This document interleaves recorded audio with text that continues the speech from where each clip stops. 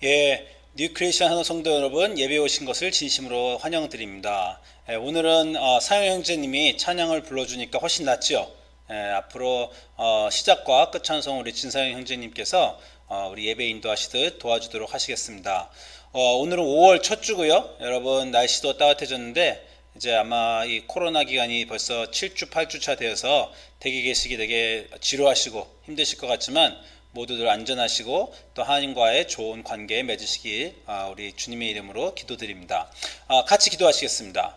주님, 아침에 우리를 불러주심을 감사합니다. 예배를 통해 하나님께 나아가며 하나님과 우리가 교통하고 하나님의 깊은 뜻을 우리 인생에서 알아 우리의 삶이 주님 안에서 새롭게 되고 깨끗게 되고 정결케 되고 그리고 참 의미를 찾게 도와주시옵소서.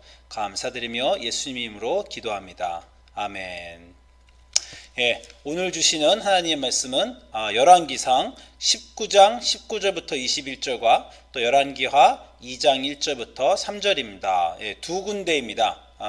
두 군데니까 제가 봉독하도록 하시겠습니다. 열왕기상 19장 19절부터 21절. 엘리야가 거기서 떠나 사밧의 아들 엘리사를 만나니 저가 12결이 소를 앞세우고 밭을 가는데 자기는 12째 결이와 함께 있더라. 엘리야가 그리로 건너가서 겉옷을 그의 위에 던졌더니 저가 소를 버리고 엘리야에게로와 달려가서 이르되 청컨대 나로 내 부모와 입맞추게 하소서. 그리한 후에 내가 당신을 따르리이다. 엘리야가 저에게 이르되 돌아가라. 내가 내게 어떻게 행하였느니라 하니라. 엘리사가 저를 떠나 돌아가서 소 한 결이를 취하여 잡고 소의 기구를 불살라 그 고기를 삶아 백성에게 주어 먹게 하고 일어나 가서 엘리야를 쫓으며 수종 들었더라. 다음 구절은 열왕기하입니다. 열왕기하 2장 1절부터 3절입니다. 여호와께서 회오리 바람으로 엘리야를 하늘로 올리고자 하실 때 엘리야가 엘리사와 더불어 길갈에서 나아가더니 엘리야가 엘리사에게 이르되 청하건대 너는 여기 머물라. 여호와께서 나를 베델로 보내시니라 하니 엘리사가 이르되 여호와께서 살아계심과 당신의 영혼이 살아있음을 두고 맹세하노니 내가 당신을 떠나지 아니하겠나이다 하는지라. 이에 두 사람이 베델로 내려가니 베델에 있는 선지자들의 제자들이 엘리사에게로 나와 그에게 이르되 여호와께서 오늘 당신의 선생을 당신의 머리 위로 데려가실 줄을 아시나이까 하니 이르되 나도 또한 아노니 너희는 잠잠하라 하니라. 우리 주님의 말씀입니다. 주님께 감사드립니다. 아멘. 자, 여러분 오늘은 엘리사를 택하심이란 구절로 여러분과 엘리사를 부르심이란 구절 여러분과 함께 말씀 나눠볼까 합니다. 자, 지난주에 저희가 엘리야 이야기를 보았습니다. 엘리야가 불평을 하는데 그 불평은요, 왜 우리 인생에 하나님의 개입이 그렇게 불규칙적입니까? 우리를 방문하시고 나타나시고 하긴 하는데 기도한 대로 또 기대한 대로 나타나지 않으셔서 우리가 자꾸 실망하는 그런 내용이었습니다. 하나님이 엘리야한테 뭐라고 대답하셨다고요? 내가 네 기대인 강한 바람과 지진과 불로 안 나타난다고 해서 내가 일하지 않는 것은 아니다. 나는 인내로 기다리고 그러나 꾸준히 일하고 있는 하나님이다. 그렇게 대답하신다고 제가 지난주에 말씀을 나눴습니다. 그리고 하나님께서 일하시고 있는 증거로 오늘 열왕기상 19장 15절부터 16절에 이렇게 말씀하시죠. 여호와께서 저에게 이르시되 너는 다메섹에 가서 이르거든 하사엘에게 기름을 부어 아람 왕이 되게 하고 너는 또 님시의 아들 예후에게 기름을 부어 이스라엘 왕이 되게 하고 또 아멜보올라 사밧의 아들 엘리사에게 기름을 부어 너를 대신하여 선지자가 되게 하라. 하나님이 크게 불과 기적으로 안 나타나시지만 이렇게 여기저기서 사람을 만드신다는 거예요. 우리는 그분의 일들을 보지 못하지만 하나님은 사람을 준비시키시고 때를 기다리시고 또 때를 만들고 계시다는 것입니다. 여기에 있는 이 세 명 하사엘과 예후와 엘리사는요 다들 유명한 사람이 되죠. 하사엘은 아람 왕국의 왕이 되고 예후는 북이스라엘의 왕이 되고요. 또 엘리사는 엘리야의 후계자가 됩니다. 오늘 이 중에서 특히 저희가 엘리사에 대해서 보려고 합니다. 이스라엘 선지자 전통에서요 엘리야와 쌍벽을 이루는 가장 유명한 선지자 중에 하나가 바로 엘리사 아닙니까? 엘리야, 엘리사. 우리가 이 두 이름을 선지자의 대표로 우리가 기억하고 있습니다. 이 오늘 구절에서요 특히 생각해 보고 싶은 것은요, 엘리사는 어떻게 엘리야의 후계자가 되었는가 하는 것입니다. 하고 많은 사람들 중에서 왜 하나님께서는 엘리사를 엘리야의 후계자로 지명하셨는가? 사실 당시에는요, 많은 선지자들 후보생이 있었어요. 뭐 선지자 학교도 있었다 그러고 선지자들 후보생이 지금 여러 군데 나옵니다. 특히 우리가 지난주에 본 그 엘리야가 그 이세벨 앞에서 도망하여 광야 로뎀나무로 가는 장면을 우리가 지난주에 봤는데, 그 열왕기상 19장 제가 3절부터 4절 보면요, 이렇게 나오죠. 그 이사벨이 엘리야를 위협했더니 엘리야가 이 형편을 보고 일어나 자기의 생명을 위해 도망하여 유다에 속한 브엘세바에 이르러 자기 사환을 그곳에 머물게 하고 자기 자신은 광야로 들어가 로뎀나무에 앉았다. 자, 우리가 지난주에 공부하면서 슬쩍 지나갔지만요, 엘리야에게 사환이 있었다는 거예요. 엘리야를 따라다니는 엘리야의 제자, 그 학생, 자기의 제자 또는 그 학생이 있었다라는 겁니다. 아마 이 사환은요, 엘리야의 후계자가 되려고 따라다녔겠죠? 엘리야의 후계자가 되려고 엘리야를 따라다녔는데, 그런데 이 사람이 엘리야의 후계자가 된 것이 아닙니다. 오늘 우리 성경구절 보시면 그 19장 19절에 엘리야가 그 엘리사를, 하나님이 이제 엘리사를 만나라고 가서 엘리사를 만났는데 그는 농부였어요. 자, 보십시오. 엘리야가 거기서 떠나 사밧의 아들 엘리사를 만나니 19장 19절입니다. 저가 12결의 소를 앞세우고 밭을 가는데, 밭을 갈고 있던 농부였습니다. 다른 선지자 학생들은요, 선지자를 따라다니고 선지자 학교에서 모여서 공부하고 엘리야의 그 대선지자 엘리야의 후계자가 되려고 노력했지만 그들 중에 어느 누구도 선택받지 않고요, 밭을 갈고 있던 그 엘리사가 선택을 받았다는 겁니다. 왜 엘리사가 엘리야의 후계자가 되었을까요? 어떤 특별한 자격이나 어떤 특별한 것이 엘리사에게 있었는지 사실 성경이 분명히 말하고 있지 않습니다. 어떤 사람은요, 둘이 이름이 비슷해서 된 거 아닙니까? 이런 뭐 얘기를 하는 사람도 있는데, 엘리야, 엘리사, 이건 뭐 거의 농담 수준의 대답이고요. 우리가 한 가지 힌트를 봤더니 그냥 그나마 이 구절에서 우리가 엘리사에 대해서 알 수 있는 건 엘리사가 부자였다는 겁니다. 그리고 많은 사람들이 여기서 엘리사에게 이제 우리가 크레딧을 줄 때는 부자인데도 불구하고 부름을 받았을 때 기꺼이 거기에 응답했다라고 하는 거죠. 여러분, 여기 글을 보면요, 12이 결이라는 말이 많은 사람들이 잘 모르겠지만요, 요크 그 소를 보시면 이 소 등 뒤에다가 이렇게 딱 매는 두 마리 소 매는 거 있잖아요. 그 12요크에 12 그 소 매는 것에 소를 앞세우고 밭을 간다, 이렇게 나오죠. 저는 처음에 사실 이 구절 보고요, 이렇게 이런 그림이 좀 떠올랐습니다. 이거 웰스파고 그림인데요. 사람이 이제 6마리 말을 쫙 끌고 달리는 것처럼 엘리사가 소 12마리를 쫙 자기 앞에 놓고 막 달리는 줄 알았어요. 사실 그렇지 않죠. 말이나 저렇게 달리지, 소는 한 사람이 그냥 2개 끄는 게 맥시멈입니다. 한 사람이 2개밖에 안 끌죠. 그래서 12소가 있었다는 건요, 이게 지금 사람이 있고 소가 있고 사람이 있고 소가 있고 사람이 있고 이렇게 12쌍이 있었다는 거예요. 12쌍이 있고, 그리고 그 중에서 특히 오늘 9절에서 이 엘리야가 맨 뒤에 있었다 그랬죠. 자기는 12번째 그 결의와 함께 있더라. 그 말은요, 이 엘리사가 주인이라는 겁니다. 여러분 생각해 보세요. 그 11명의 앞에 11명의 하인들이 그리고 소 2마리씩 이끌고 앞으로 가고 있으면 주인은 맨 뒤에 있는 겁니다. 그래야 앞에 11명이 어떻게 하는지 감독을 할 수 있죠.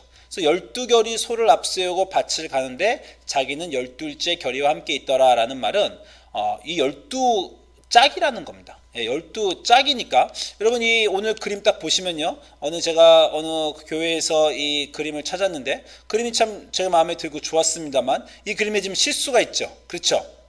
소가 지금 12마리 밖에 없어요. 왼쪽에 6마리, 왼쪽에 6마리죠. 12결이라는 건 24마리입니다. 12쌍이죠. 그러니까 24마리의 이 커다란 소와 또 10명도 넘는 하인을 거느리고 있는 이거 나름대로 갑부집 아들이 이 너무 부자가 엘리사라는 것입니다. 근데 이게 이제 부자인데도 불구하고 딱 부르니까 그 엘리사가 딱 응답했다는 거죠. 하나님이 엘리야가 딱 부르니까 저가 소를 버리고 엘리야에게 달려와서 엘리사가 나로 내 부모와 입맞추게 하소서 그리한 후에 내가 당신을 따르리이다. 엘리야가 저에게 이르되 돌아가라 내가 내게 어떻게 행하였느니라 하니라 이랬더니 엘리사가 저를 떠나 돌아가서 소 한 겨리를 취하여 잡고 소의 기그를 불살라 그 고기를 삶아 백성에게 주어 먹게 하고 일어나 가서 엘리야를 수종들더라. 자, 엘리사가 엘리야를 따르는 장면입니다. 이 구절을 보고 많은 사람들이 엘리사를 칭찬을 합니다. 확실하게 끝맺음을 했다는 거죠. 그냥 놔두고 간 게 아니라 소를 잡아서 기구를 불살랐다. 다시 이제 농사짓지 않겠다는 겁니다. 기구를 불사르고 소를 잡아서 그 고기를 백성에게 주어 먹게 했다. 완전히 자기가 하는 일을 끊고 엘리야를 따라가니 결단의 모습을 보여준다는 거예요. 저는 딱 이렇게 읽으면서 백제의 계백장군 생각이 났습니다. 황산벌 전투에서 나가기 전에 이 가족들을 다시는 돌아오지 않겠다는 결의로 돌아오지 못할 줄 아니까 가족들을 다 죽이고 전쟁터로 나가는 비장한 느낌 있잖아요. 그 자기가 끌던 소와 결의를 불태우고 죽이고 엘리야를 따라갔다는 겁니다. 그래서 어떤 많은 분들이 이 구절을 보면서 엘리야가 부르심을 받았을 때 이렇게 우리가 결단력을 가지고 나아가야 된다라고 하는 거예요. 근데 저는 조금 의구심이 좀 드는 게요. 12쌍이었어요. 그죠? 24마리인데 다 버리지 않고 한 결의만 취해서 잡았다라는 겁니다. 물론 그것도 대단하지만 여러분 예수님이 제자들 부를 때 그 구절도 다 똑같습니다. 베드로와 요한과 야고보 어떻게 했어요? 그물과 배와 아버지와 모든 것을 다 버리고 예수님을 쫓죠. 신약에서 제자들을 부르실 때는요, 제자들은 그물에 반만 남겨놓거나 그런 게 아니라 다 버리고 예수님을 쫓습니다. 게다가요, 굉장히 의구심이 나는 구절인데 오늘 구절에서 엘리야가 엘리사를 불렀더니 엘리사가 나로 내 부모와 입맞추게 하소서 그리한 후에 내가 당신을 따르리이다 라고 되어 있는데요.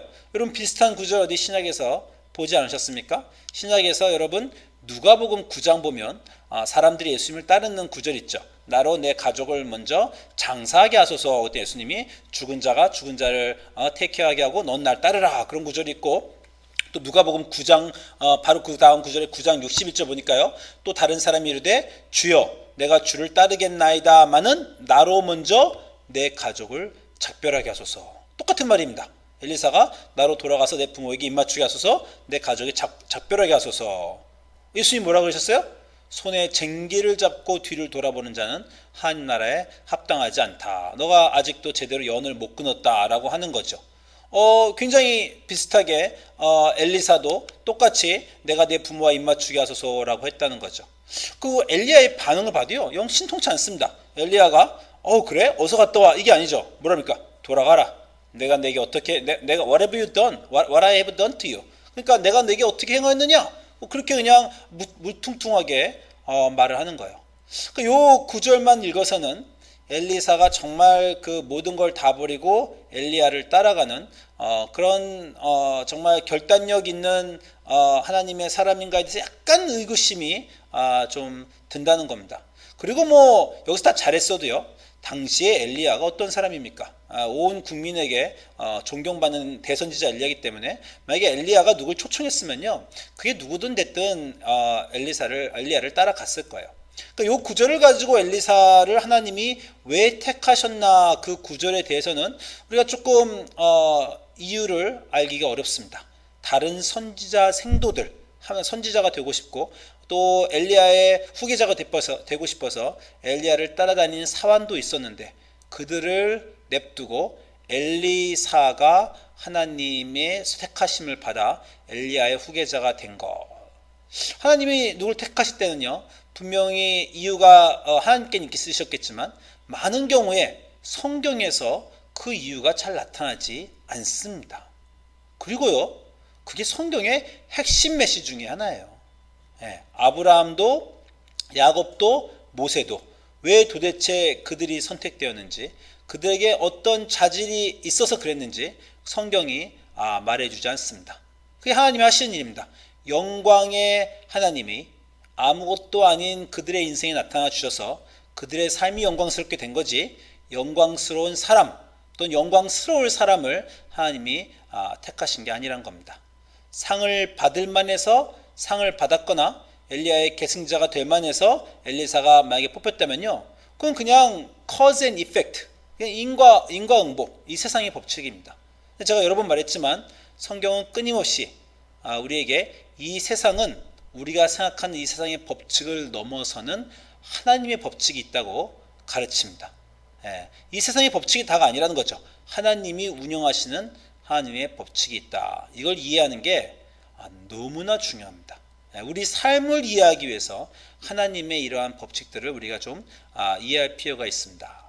엘리사가 하나님께 택함을 받은 건 전적인 하나님의 결정이고, 엘리사가 훌륭했거나 어떤 우리 인간이 이해할 수 있는 그런 구절이 아닙니다. 선택에는요, 하나님만 아시는 이유가 있지 우리는 잘 알 수가 없어요. 그게 기독교가 아주 이 세상과 다른 겁니다. 이 세상에서는 정말 앞뒤가 맞아야 돼요. 그 사람이 착하니까 구원받고 못되니까 벌받아야 되는데, 정말 누가 기독교인이 되고 누가 구원받고 누가 택함을 받는지는 성경에서는 하나님의 일이라고 합니다. 자, 사실은요, 제가 오늘 준비했던 메시지는 이 메시지가 아닙니다. 오늘 메시지는 이 다음 구절에 엘리사가 엘리야의 영감을 2배로 받는 그 장면을 제가 준비했어요. 근데 앞을 이렇게 길게 봤는지 좀 이따가 제가 설명을 드리겠습니다. 자, 열왕기하 오늘 두 번째 구절인 열왕기하 2장 1절부터 보면요, 그 엘리야가 엘리사를 떠나는, 그러면서 축복해 주는 장면이 있습니다. 자, 열왕기하 2장 1절에서 이제 엘리사가 엘리야를 잘 따라다녔죠. 잘 따라다니고 있는데 이제 엘리야가 죽을 때가 됐어요. 하나님이 엘리야를 데려가실 때가 됐습니다. 열왕기하 2장 1절에 여호와께서 회리바람으로 엘리야를 하늘에 올리고자 하신다라고 했습니다.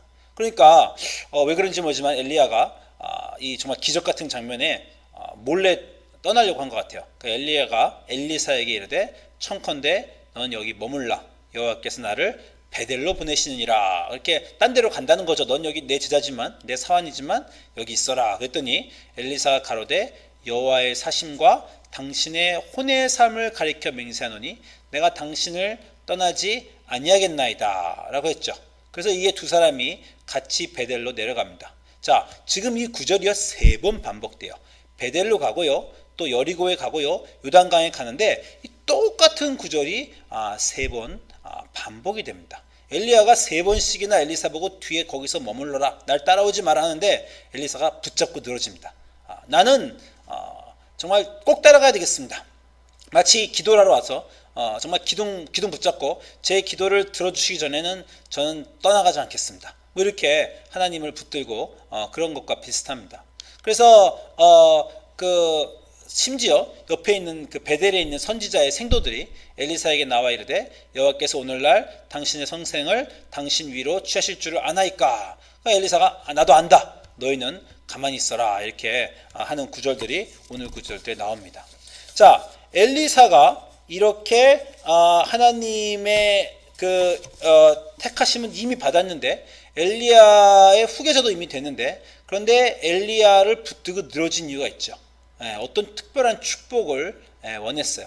그래서 이 3번이나 그 여리고하고 요단까지 3번을 베델하고 다 갔다 온 다음에 드디어 이제 하나님이 엘리야를 부르시게 되니까 엘리야가 이제 이렇게 얘기합니다. 2장 9절에서 엘리야가 엘리사에게 이르되 나를 내게서 취하시기 전에 내가 내게 어떻게 할 것을 구하라. 한마디로 네가 이렇게 붙잡고 늘어지니 뭔가냐, 소원 하나 들어주마.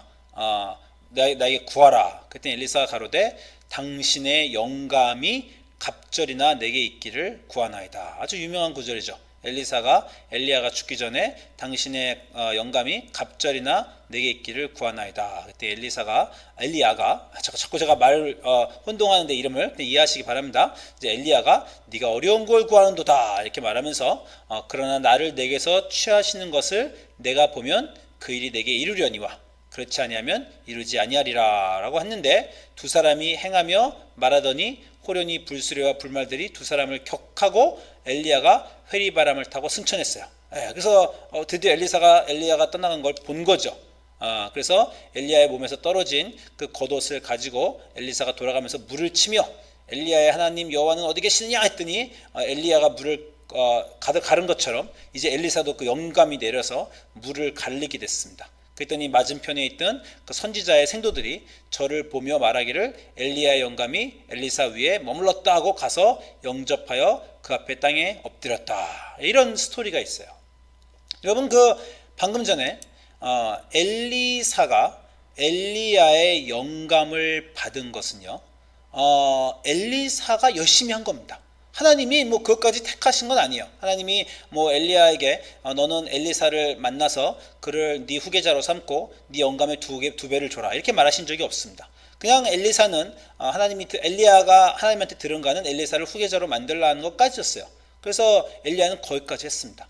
그런데 거기서도 끝날 수 있는 일인데 엘리사가 붙들고 늘어졌죠. 한마디로 열심히 정진하고 따라가고 자기는 하나님의 축복을 받아내려고 한 것입니다.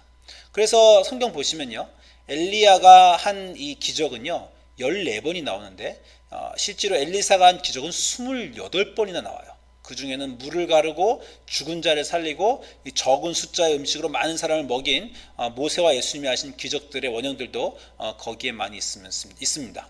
그래서 제가 지금 엘리사에 대해서 얘기하면서 엘리사가 선택을 받은 것은 하나님이 하신 일이지만, 그러나 엘리사가 2배의 영감을 받은 것은 엘리사의 본인의 노력이었다. 제가 이렇게 여러분과 나누고 싶습니다. 제가 오늘 설교를 준비하면서 이 메시지를 처음에는 생각했어요. 원래 하나님은 하나님의 일을 하시지만 우리는 우리의 일을 해야 한다. 우리를 선택하시는 것은 하나님의 일이지만 선택받은, 구원받은 우리 기독교인은 또한 자신의 삶을 열심히 살아 엘리사가 자기 노력으로 2배의 영감을 받아낸 것처럼 우리도 그렇게 하자. 제가 원래 설교의 처음 방향은 이렇게 생각을 했습니다. 특히 요즘같이 코로나 시대에 자기 절제, 자기 훈련을 잘해서 인생을 잘 살았으면 좋겠다라는 생각에 제가 이 말씀을 준비를 했죠. 근데 제가 이 말씀을 거의 다 준비를 하고 나서 제 마음속에 이런 생각이 들었어요. 이게 아닌데, 엘리사가 열심히 해서 엘리야의 영감을 갑절로 받았어. 우리도 열심히 하자. 이렇게 말씀을 제가 방향을 정하다가 이것이 뭔가 제 마음속에 아니라는 생각이 좀 들었습니다. 여러분 아시는지 모르겠지만 지난 몇 년간 제가 고민하고 고심하고 배워온 기독교, 하나님, 인과응보가 아니라, 원인과 결과가 아니라, 우리가 한 대로 우리의 인생이 흘러가는 게 아니라 우리 인생의 주인은 우리가 아니라 하나님이시라는 것. 우리가 누구라고 해도 우리를 우리로 만드는 것은 하나님의 열심이지 우리의 열심이 아니라는, 제가 이것에 대해서 지난 몇 개월간 설교하고 여러분과 나눴는데 오늘 말씀을 준비하다 보니 또 방향이 약간 좀 반대로 우리의 열심을 강조하는 것으로 좀 되었다라는 것입니다. 그래서 제가 좀 고민을 했습니다. 제가 여러분에게 말씀드렸지만 그분은 저를 모르시지만 저는 유튜브 설교를 통해 스승으로 제가 모시고 있는 그 남포교회 박영선 목사님이 있습니다. 그분은 저를 몰라요. 저는 그분의 설교를 유튜브를 열심히 들었죠.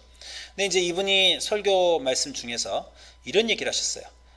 자기 인생에서, 그분이 당신 인생에서 가장 중요한 질문은 한 인간의 운명이 하나님에게 달린 것인가, 아니면 그 개인에게 달린 것인가 라는 것이 그분의 인생에서 가장 중요한 질문이셨다라고 해요. 그리고 그 질문에 대한 답으로 한 인간의 운명이 그 개인에게 달린 것이 아니라 하나님께 달려있다라는 것을 알고 적지 않게 인생의 확신과 위로를 받게 되었다. 이분이 아마 이사야 설교에서 이런 얘기를 하신 걸로 제가 기억합니다.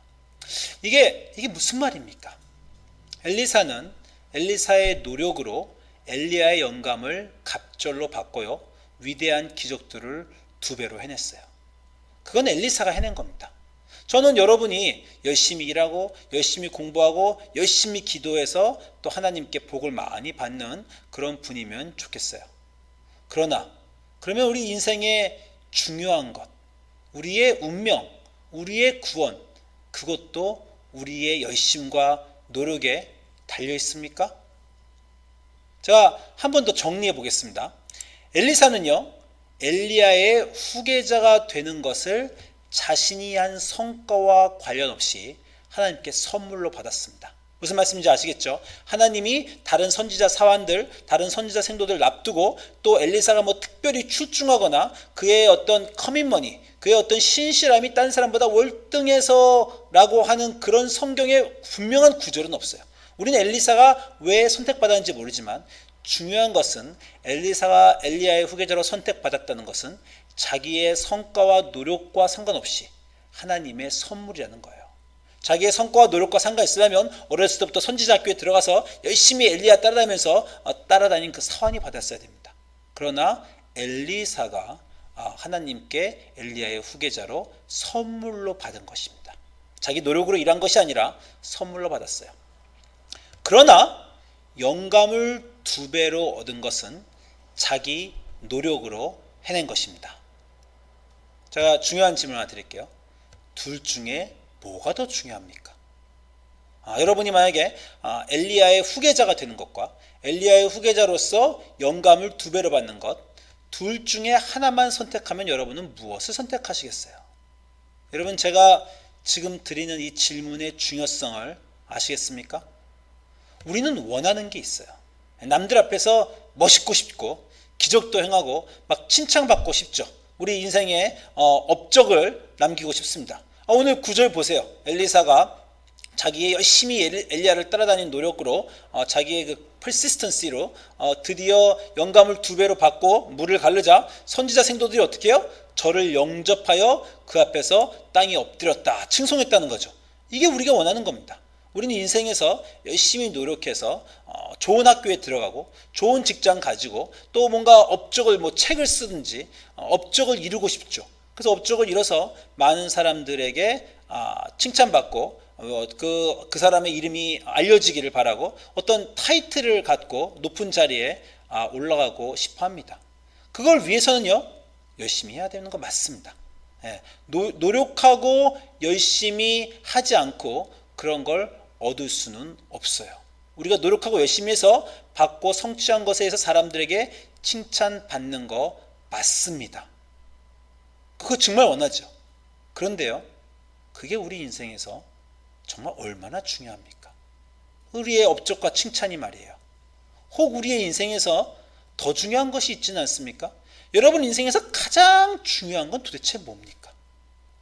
사람들이 물어보면요, 건강한 몸, 가족, 수명, 또 기독교인이면 더 중요하게 영혼의 구원, 내가 누구인지, 내가 하나님을 아는 사람인지, 내가 하나님께 선택받아 예수를 알고 구원을 허락받은 사람인지, 내가 하나님께 선택받아 약속을 유업으로 내 후손에게 전해줄 그런 사람인지, 그게 우리가 살면서 이루는 인간적 업적보다 그것이 더 중요한 거 아닙니까? 그리고 지금 제가 말씀드린 그것은요, 우리의 노력으로 우리가 할 수 있는 것이 아니에요. 그것은 선물로 받는 것입니다. 엘리사가 행한 기적보다 중요한 것은요, 엘리사가 누구인가? 바로 엘리야의 후계자라는 것이에요. 당시 사람들은 엘리사가 하는 기적에 집중하고 그를 칭송했을지 모릅니다. 근데 만약에 엘리사가 행한 기적들이 엘리야의 2배가 아니라고 해서 우리가 그를 오늘날 기억하지 않겠습니까? 그는 여전히 하나님께서 지명하신 엘리야의 후계자이고 우리는 엘리사를 엘리야의 후계자로 기억합니다. 제가 여러분에게 방금 전에 엘리사가 엘리야는 기적을 14번 하고 엘리사는 기적을 24번 했다 이렇게 말씀 설교로 드려서 그렇지 보통 그런 거 기억하는 사람들 별로 없습니다. 그 당시에는 굉장히 그걸 보는 사람들이 중요했을지 모르지만 역사를 관통해서 엘리사라는 사람이 정말 누구인가라고 우리를 기억하게 하는 건요, 그가 한 기적의 횟수가 아니라 그가 하나님으로부터 지명받은 엘리야의 후계자라고 하는 것이기 때문입니다. 그리고 그건 그가 한 노력으로 얻을 수 있는 것은 아닙니다. 그건 하나님이 엘리사에게 주신 선물이죠. 다시 물어보겠습니다. 엘리사가 그 선물을 왜 받았어요? 그 사람이 훌륭해서 노력해서? 그건 잘 모르겠어요. 어떤 이유가 있는지 우리는 잘 모르지만, 그러나 세상적으로 발견할 인과응보의 노력과 성취의 그런 결과는 아니었다고 저는 생각합니다. 여러분, 우리 인생에서 왜 그렇게 애쓰고 안쓰럽고 안타깝고 초조하고 왜 우리가 이렇게 불행합니까? 우리가 별 볼 일 없이 큰 업적 없이 죽을까봐 그런 거 아니에요? 무언가 해내야 될 것 같죠. 사람은 호랑이는 가족을 남기고 사람은 이름을 남겨야 되는데 이름을 남겨야 될 것 같은데 이름을 못 남겼어요. 그래서 내가 뭔가 업적을 해내야 될 것 같아요. 어떤 자리를 얻고 타이틀을 얻고 남들 앞에서 내가 누군지 증명할 어떤 나의 성취, 남들이 나를 찬양하고 칭송하고 존경할 수 있는 그것을 가지기 위해 우리는 애쓰고 노력하고 초조하고 안달하죠. 그러나 우리의 인생이 우리 노력에 달려 있습니까? 아닙니다. 우리 인생의 의미는 하나님께 달린 것이고 하나님의 선물이지 우리의 노력이 아닙니다. 제가 노력을 하지 말자는 얘기가 아닙니다. 아시겠죠? 분명히 이해하십시오. 한 사람의 인생과 운명은 그 사람에게 달린 것이 아니고 하나님에게 달린 거라는 걸 제가 말씀드리는 거예요. 그 사람의 성공은 그 사람에게 달려있을지 모릅니다. 그러나 정말 중요한 운명과 구원은 하나님에게 달린 것입니다. 여러분이 잘못 살았든 잘못했든 지금 좀 게으르든 남들보다 뒤처졌건 위대한 업적을 못 거뒀고 심지어 이 세상 사람들에서 여러분 보고 루저라고 말하는 그런 이 세상의 기준의 사람일지는 모르겠습니다. 그러나 여러분이 누구인가를 말하는 것은 여러분의 업적과 노력이 아니라 하나님이 주시는 거고 여러분은 그걸 받으신 분들이에요. 여러분은 구원 받으신 하나님의 예수 그리스도의 이름을 알고 하나님이 누구신지 아는 영혼의 구원을 받은 인생의 가장 중요한 것을 함께 받은 그러한 사람들입니다. 이걸 이해하시고 마음의 평화와 위로와 용기를 가지시기 바랍니다. 여러분이 누구인지 여러분의 인생이 어떠할지는 하나님께 달린 것이고 나로 만들어주신 예수님을 아는 하나님을 섬기는 사람으로 만들어주신 그 선물은 내가 하는 행위에 달려있지 않다라는 것입니다. 내 인생이 나에게 달려있다면요, 저같이 게으르고 자기 절제 안 되고 또 공부 못하는 사람은 인생이 참 우울할 수밖에 없습니다. 그러나 제 인생의 가장 중요한 것은 하나님께 달려있다는 그 믿음이 제게 평화와 안심을 줍니다. 저를 일어서게 해줍니다. 주저앉아 실망과 낙담과 체념에 머무르지 않고 희망과 의미를 주죠. 우리가 얼마나 중요한 사람인지 하나님의 눈으로 볼 수 있다면, 그러면 우리는 우리의 인생이 무엇이며 우리 인생의 중요성이 무엇인지 알아 용기와 이해와 평화와 신념을 가지고 주님의 이름으로 주님 안에서 살 수 있을 것입니다.